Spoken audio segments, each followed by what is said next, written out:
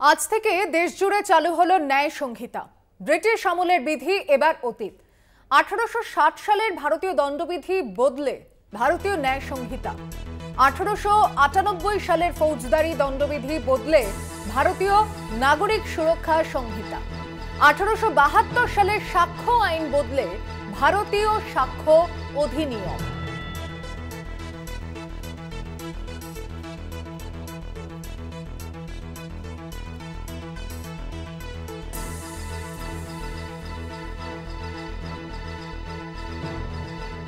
যে আইন মানুষের জন্য না মানুষ আইনের জন্য, যে তিনখানা নতুন আইন আজকে করেছে কেন্দ্রীয় সরকার, তাতে যে স্বৈরতান্ত্রিক মানসিকতা, যে আদিম প্রবৃত্তি, মানুষের গণতান্ত্রিক অধিকার হরণ করার যে অপচেষ্টা, আমরা চাইছি যে আমাদের সাথে সাধারণ মানুষ যাতে আসেন, জনসাধারণের তরফ থেকে যাতে প্রতিবাদ হয়, সেই প্রতিবাদ সর্বাত্মকভাবে হলে সরকার যাতে বাধ্য হয় জনগণের চাপে এই আইনকে প্রত্যাহার করার জন্য। যে নতুন যে আইন এসছে সেই আইনের যতটুকুনি আমি দেখেছি কিছু ভালো দিক আছে, কিছু বাজে দিক আছে, কিন্তু এই আইন এখনো অবধি সুপ্রিম কোর্ট বা অন্য কোনো উচ্চ আদালত খারিজ করেনি বা স্থগিতাদেশ দেয়নি। তাই যতক্ষণ এই আইনের কোনো স্থগিতাদেশ বা খারিজ হয়নি সেই আইন মেনেই আমাদের চলতে হবে। আমরা আইনজীবীরা বলতে পারি না যে এই আইন আমরা মানব না।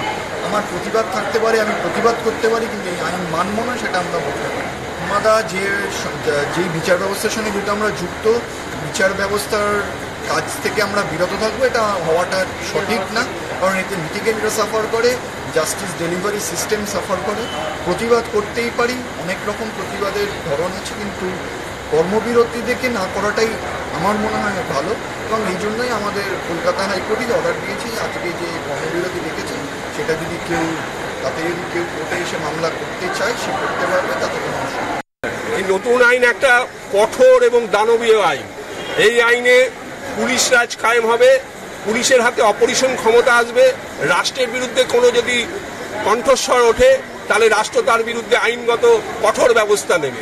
সেই কারণেই আমাদের মাননীয় মুখ্যমন্ত্রী মমতা বন্দ্যোপাধ্যায় প্রধানমন্ত্রী নরেন্দ্র মোদীর কাছে আবেদন জানিয়েছেন এখনই এই আইন কার্যকর না করে এই আইনকে আপাতত পরিমার্জন করা হোক।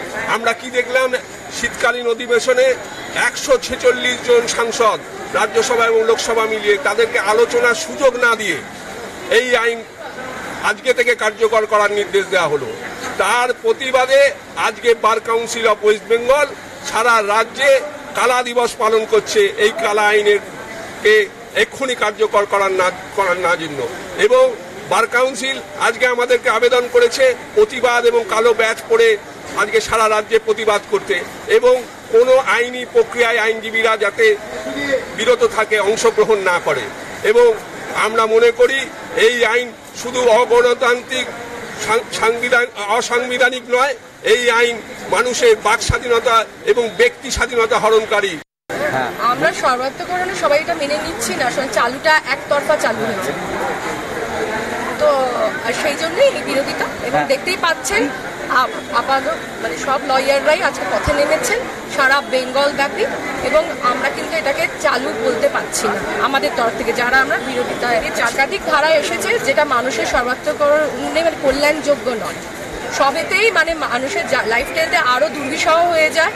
যেমনি ধরুন 14 দিনের যেটা ছিল সেটাকে বাড়িয়ে 14 দিন ডিটেনশন করিয়েছে, মানে থানায়, মানে পুলিশের হাতে বিস্তরভাবে মানে পাওয়ার তুলে দিয়েছে, যেটা মানুষের জীবন বা সামাজিক জীবনকে অত্যন্তভাবে মানে খারাপ জায়গায় নিয়ে যাচ্ছে আইনের মাধ্যমে, যেটাকে আমরা বিভিন্নভাবে বিভিন্ন স্তর থেকে প্রতিবাদ জানাচ্ছি। আজকের দিনে চালু আপাতত রদ হয়ে আছে, এটাকে চালু বলা যায় না।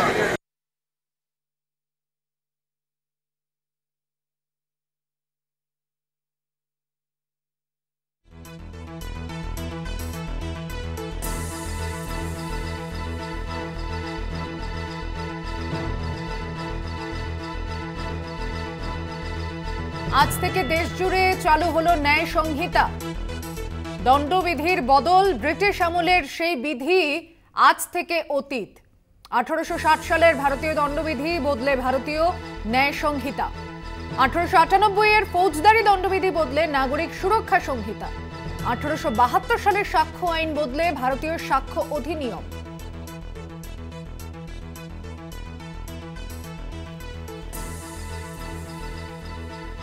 কেন্দ্রের নতুন আইনের পক্ষে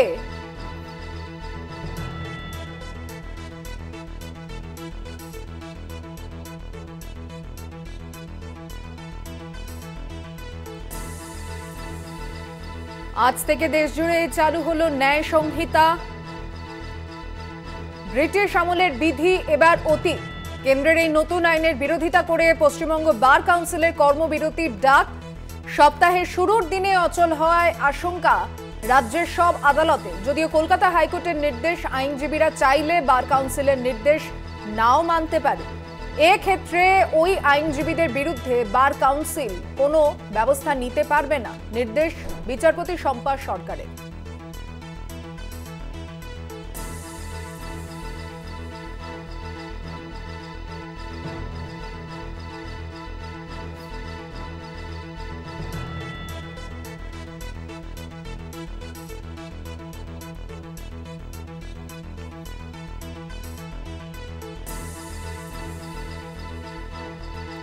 নতুন আইনে যে বদল, পুলিশি তদন্তের ক্ষেত্রে বা যে কোনো তদন্তকারী সংস্থার ক্ষেত্রে ভিডিওগ্রাফি বাধ্যতামূলক।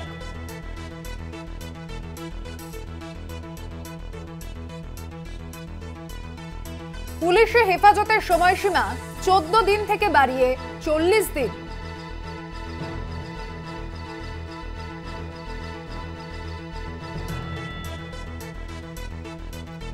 নতুন আইনে যে বদল হয়েছে তাতে আগের আইনে পুলিশ হেফাজত থেকে জেল হেফাজত হলে ফের পুলিশ হেফাজতে নেওয়া যেত না। নতুন আইনে তদন্তকারী সংস্থা চাইলে 40 দিনের মধ্যে যতবার ইচ্ছে যে কোনো হেফাজত থেকে পুলিশ হেফাজতে নিতে পারবে। আগের বিয়ে গোপন করে অন্য কাউকে বিয়ের প্রতিশ্রুতি দেওয়া হয়, তাহলে সাজার মেয়াদ ন্যূনতম 10 বছর, সর্বোচ্চ যাবজ্জীবন। এর পাশাপাশি সন্ত্রাসবাদে যুক্ত অভিযুক্তদের ক্ষেত্রে প্যারোলের সুযোগ নেই।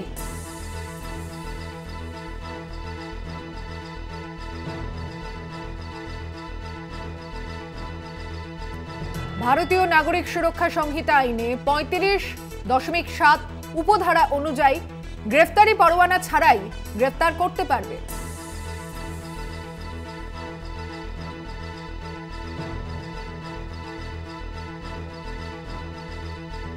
গণপিটুনির ক্ষেত্রে যুক্ত থাকলে সর্বোচ্চ সাজা মৃত্যুদণ্ড।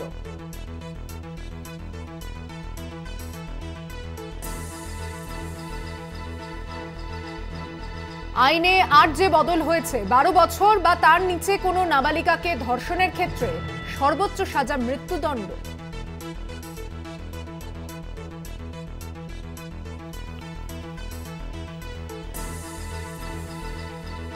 নতুন আইনে বদলের ক্ষেত্রে স্বরাষ্ট্রমন্ত্রীর প্রতিক্রিয়া, অমিত শাহের বক্তব্য।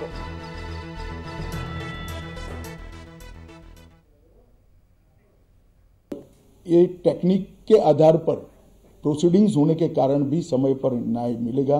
3 दिन में एफआईआर दर्ज करनी है, 7 दिन के भीतर जांच रिपोर्ट पीड़िता के सार्वजनिक करनी है, 60 दिन के अंदर ही अपराध तय करने हैं और घोषित अपराधियों के खिलाफ 90 दिन के अंदर मुकदमा कायम करना है और आपराधिक मामलों में मुकदमे की सुनवाई के बाद ज़्यादा से ज़्यादा 45 दिन के अंदर जजमेंट की घोषणा करनी है। तो कई जगह पे हमने समय को कम कर बाध्य कर हमने जल्दी से न्याय मिल पाए, इस दिशा में काम किया है।